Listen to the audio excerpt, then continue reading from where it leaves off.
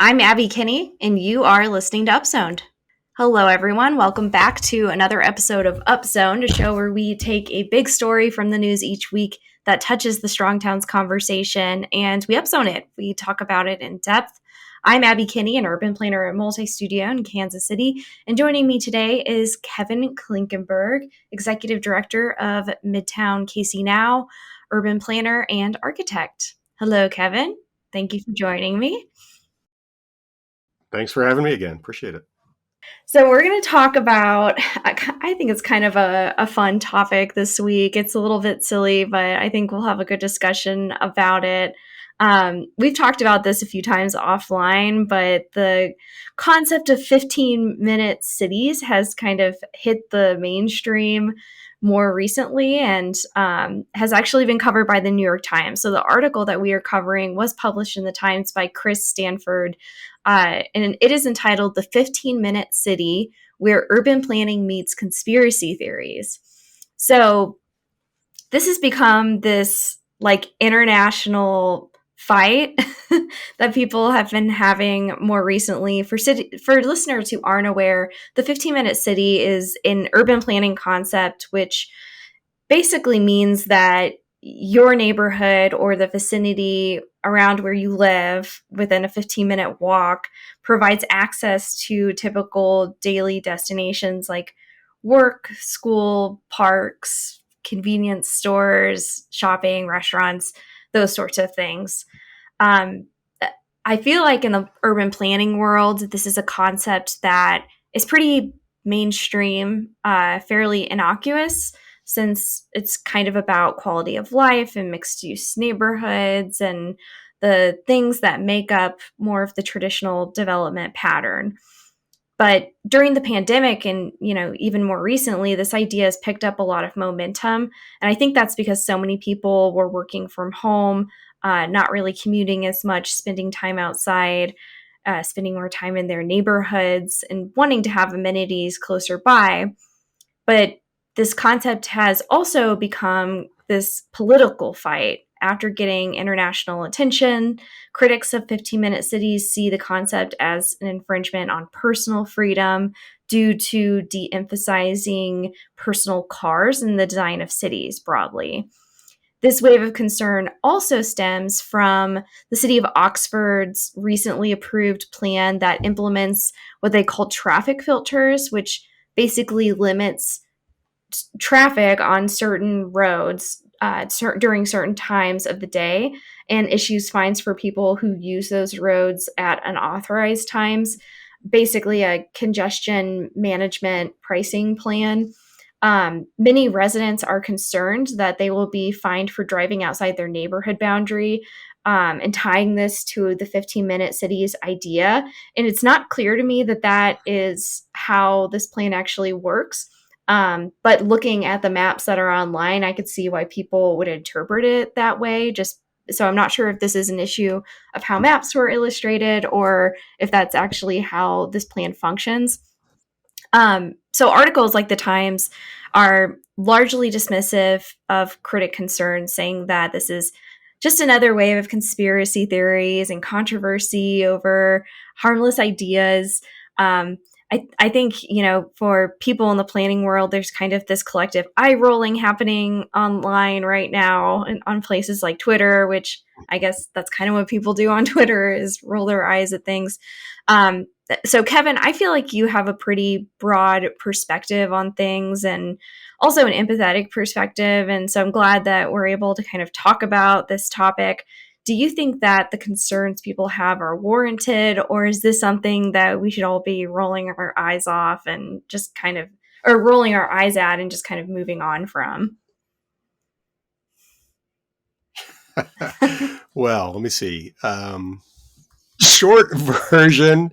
I think it's fine for people to be concerned, so I mean, this is kind of it's a funny topic because it's where the Strong Towns conversation intersects politics and culture, and so it kind of gives the opportunity to basically offend everybody in the audience in some fashion because it's such an interesting collision of ideas and topics, you know, where you're right, the whole 15-minute city topic is completely innocuous for planners and for designers. It's been around for literally for centuries. And in America, it was probably originally popularized in the 1920s with Clarence Perry's neighborhood unit diagram. And it's something that, I've been an evangelist for, I guess, for probably 30 years or more, speaking about it and talking about the whole beauty of and the wonderful nature of being able to live in a place where you can actually walk to everything, or maybe it's a short bike ride away, and just the personal freedom that seems to give you, and the joys and benefits of using your body to get around and to see your neighbors and run into your neighbors and talk to them, and it's really a very what I would call a pro-human idea. It's how our cities and towns all over the world were built for centuries. So the challenge is, of course, now we don't build cities and towns that way anymore. And as Strong Towns has well documented, we started something called the suburban experiment, largely starting after World War II in the United States, which really was a very different way of thinking about cities, which is much more top down, much more planned and controlled by agencies that never existed really before the 19 teens or 20s in our country. And so there's a whole different context now for thinking about cities and how planning happens that is much more directed from the top than it ever used to be. And, I then you throw into the mix with all this COVID-19 and the policy response of the last 3 years, which has been absolutely unprecedented in human history outside of wartime, where we had these, real strong restrictions on people's freedom of movement and their lifestyles all over the Western world. And a lot of those policies, like the lockdowns and other things, have really been discredited uh, and show they didn't really do any good, but they've left deep scars in many, many people about how they feel about restrictions on their movement and freedom. And so, in a certain respect, what I see with this is how it's sort of like Newton's third law. For every action, there's an equal and opposite reaction. And we had some incredible actions the last few years, whether you thought they were warranted and justified or not. And now we're in the reaction phase, and the reaction phase is going to go on for a while. And unfortunately, there's a lot of pretty innocuous things like the whole concept of walkable cities and 15-minute places, which are probably going to get caught up in the emotional reaction to everything that's happened in recent years. So, that's why I say, in a sense, I think we should allow people to feel worried, and we should be patient with people and be understanding of how people feel about what's Yeah, to happened me, and this what's seems going like on. one of many backlashes from what we've seen over the past couple of years, from what's happened with COVID. And, whether you think that was right or wrong, I think people are very skeptical now of government and institutions, and, are really just there's a huge lack of trust now. And there's also this tying with the World Economic Forum's Great Reset initiative. And so I've seen a lot of that too. And so people do have a right to ask questions and have their concerns. And I feel like this issue boils down to framing. What are we even talking about? And what people are imagining for the future based on their associations with the term. 15-minute cities, to us, it seems like it's something that is innocuous and has been something planners and designers have talked about for a very, very long time. For some people, they're just now hearing about it, and then hearing about it associated with these things that these institutions and civic entities that they don't trust. And they may be picturing like a futuristic dystopia. And I'm personally a big fan of dystopian movies. So I could imagine that could be something some people are imagining. Katniss Everdeen from the Hunger Games technically lives in a 15-minute city, right? So there's all these different movies where I think people can picture like where this could go wrong, and I think it's good to picture where things can go wrong, and it's always good to have skepticism about these kinds of things. But I wholeheartedly do not believe that any local urban planners and designers would want a society to look like an authoritarian nightmare place. I Mhm. can't speak for the Great Reset people, or that level of whatever you want to call that, but I don't think that people who work in local government are actually interested in that kind of future. I think people who are advocates of 15-minute cities are picturing more so small town USA, pre 1950 neighborhoods, streetcar suburbs, or even new urban developments and town centers. Just places where people can, walk to lots of different amenities and things that they need in their daily lives, which is different from the suburban experiment, which is completely car oriented. And we might talk about how, like, to me, that seems more like a conspiracy than what the 15-minute neighborhood model is. Maybe a discussion for today. Yeah. Well, that's interesting. I think back to, yeah, I wrote a book a few years ago called Why I Walk. And one of the chapters I had in there was actually about freedom. I think that was the title of it. And the whole notion was talking about how when you live in a walkable community and you're not dependent on a car. I mean, I'm not anti-car. I like cars. I've always had a car since I was 16. But when you don't need one, to just get about your life, it's a wonderful feeling, and it's very liberating in a lot of ways. And so the it, the blend of having the opportunity to have a car whenever you need one and get out and use it, and also just being able to walk to things, is really a tremendous and wonderful source of freedom for people. But there is everything can be taken to a dystopian place, and I think, I mean, I think you're 100% right. I think planners, especially in local government and private sector, for the most part, they just want to build good places for people. They want to improve their communities. Planners nowadays very much support the idea of walkable cities. That was not the case 50 years ago. 60 years ago, planners were not advocating really for walkable places, but they are now, and that's terrific. And they really are trying to make improvements. But it's also fair to realize that there are bad people in the world who they do look for mechanisms of control. It's okay to think about that. Whether the Davos crowd is like that or not is a fun conversation. That I mean, it's funny that in one of the articles you sent, it not the New York Times piece, but the other one that it referred to the Great Reset as a conspiracy theory.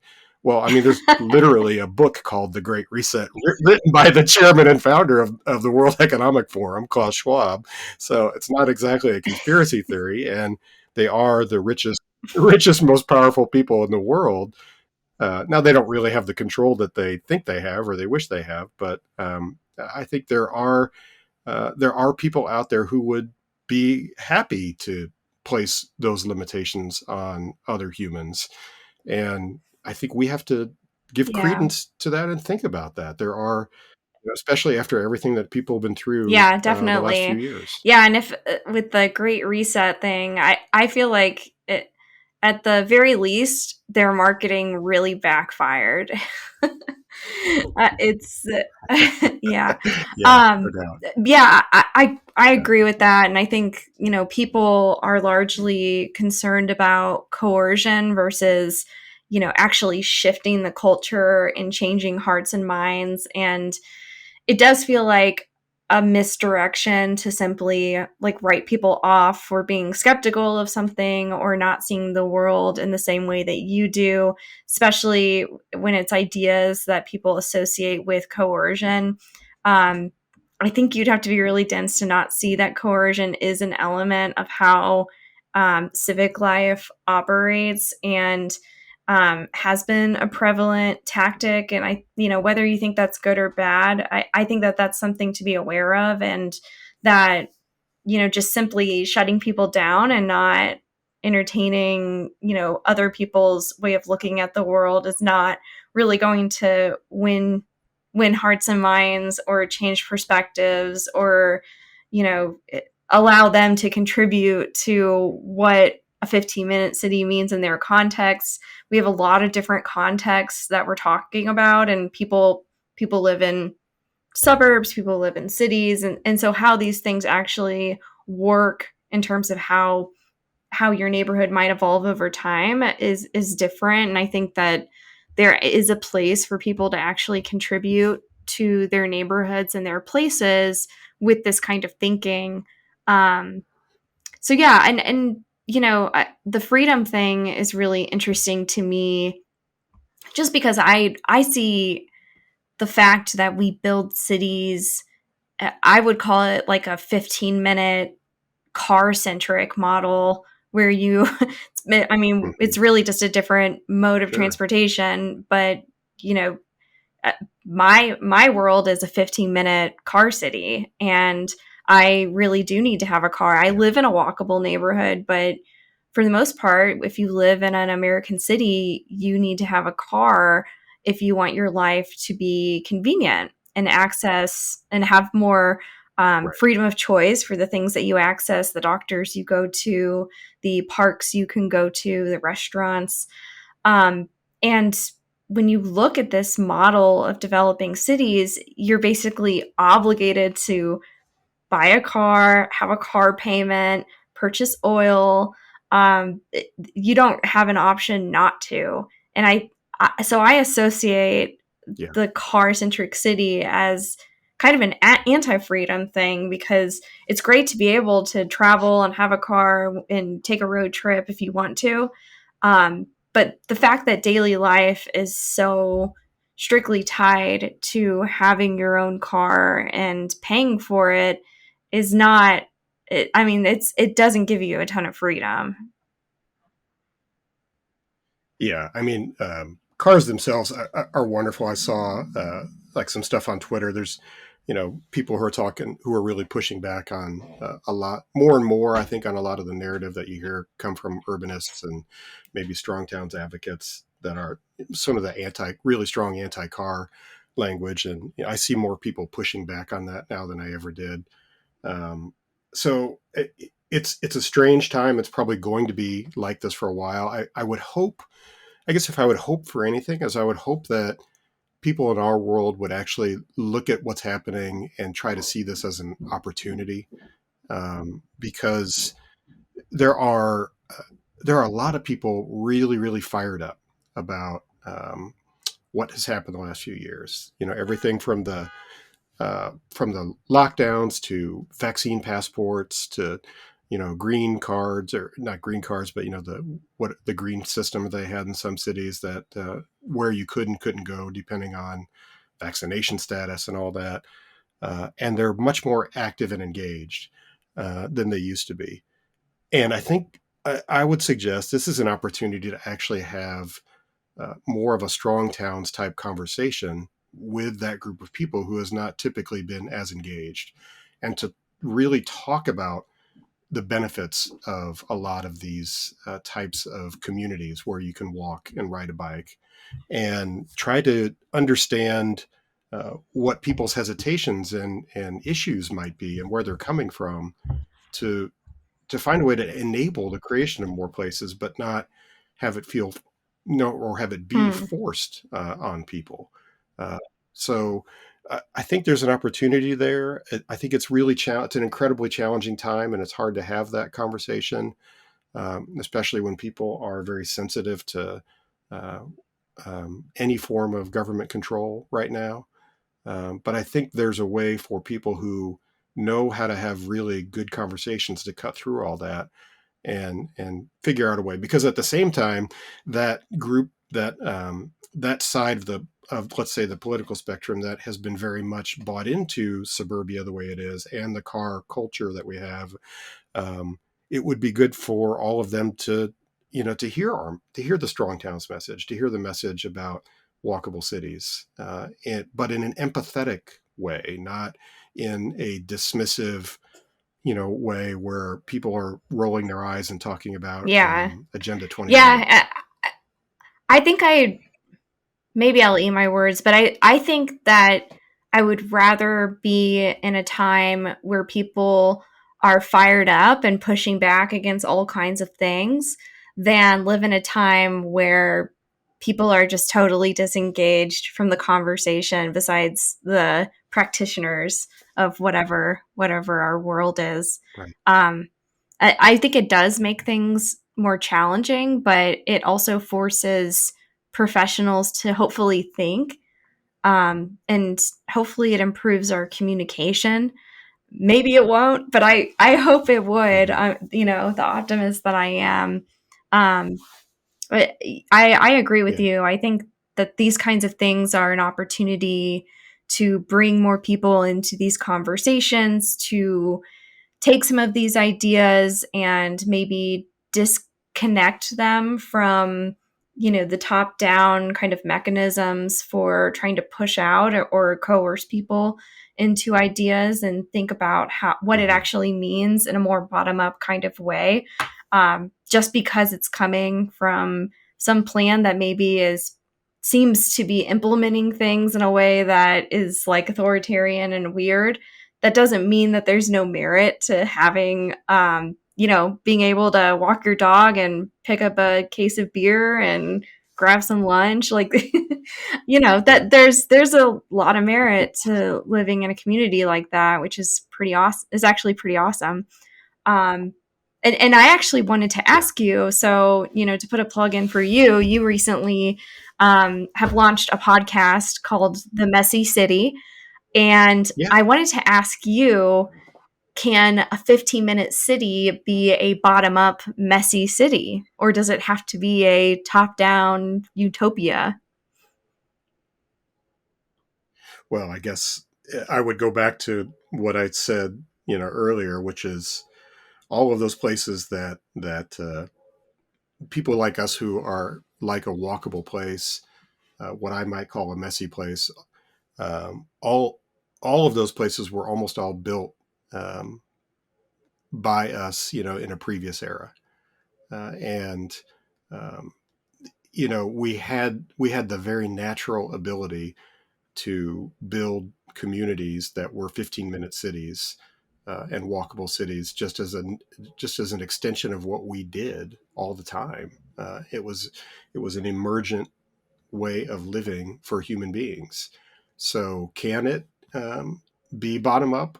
I would argue that every single one that we love was bottom up, to begin with. And it's really been when we started intervening and trying to control everything that we've created more problems.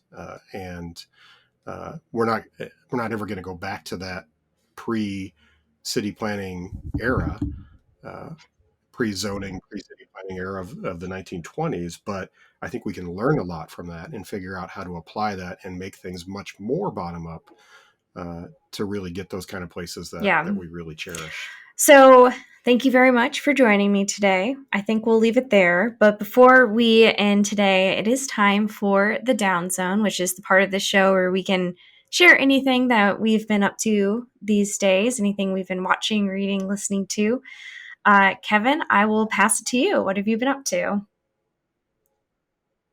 Of Yeah, course. thanks again for the plug on the new podcast called The Messy City. I've been putting a lot of time in on that. It's available on my Substack page or on all the usual podcast platforms.